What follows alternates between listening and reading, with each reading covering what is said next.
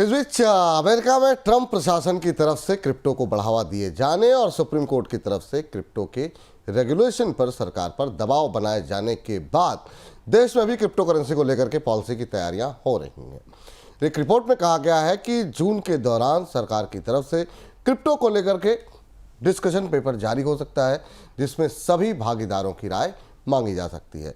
Discussion paper के लिए crypto पर आईएमएफ तथा फाइनेंशियल स्टेबिलिटी बोर्ड के पेपर को आधार बनाया जा सकता है। सर, क्या मान के चलें, क्रिप्टो क्या अब भारत सरकार को भी जरूरी लगने लगा? विपुल जी, संयोग की बात है कि पिछले सप्ताह ही हमने अर्थम में विस्तार से इस पर चर्चा की थी और हमने ये बताया था, जो दर्शकों ने अर्थम देखा होगा, कि दुनिया के देशों के लिए अब क्रिप्टो करेंसी को अपनाना और इसे स्वीकार करना जरूरी होगा। भारत इसमें सबसे ज्यादा रिजर्व्ड और सबसे पीछे रहने वाला देश है। अभी तक पाकिस्तान तक ने अपना क्रिप्टो करेंसी रेगुलेशन आर्किटेक्चर जारी कर दिया है, जिसके बारे में हमने विस्तार से बोनस पॉइंट में बताया था। क्रिप्टो अब केंद्रीय भूमिका में आ रहा है। दुनिया के बैंकों को अपने रिजर्व बनाने के लिए सोने के अलावा किसी और एक करेंसी की या एसेट की जरूरत है, जिसमें क्रिप्टो आएगा।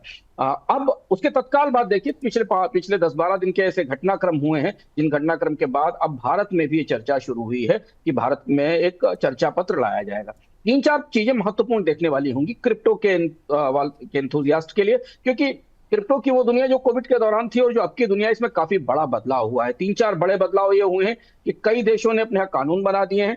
स्टेबल कॉइन्स को बढ़ावा दिया जा रहा है, जो किसी एसेट से जुड़े हुए होते हैं। बैंकों को भी स्टेबल कॉइन्स जारी करने की इजाजत दी जा रही है। दूसरा बड़ा बदलाव है कि सेंट्रल बैंक डिजिटल करेंसी को लेकर दुनिया के देश इतने उत्साहित नहीं है।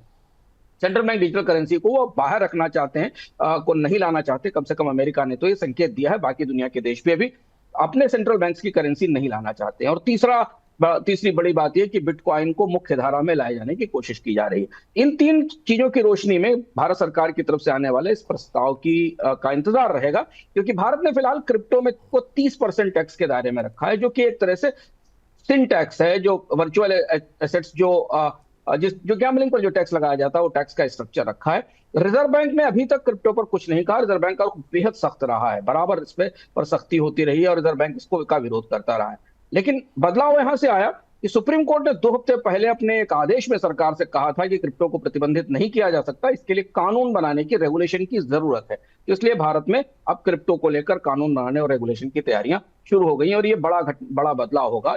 इस चर्चा पत्र का, सरकार की तरफ से इस मसौदे का इंतजार है।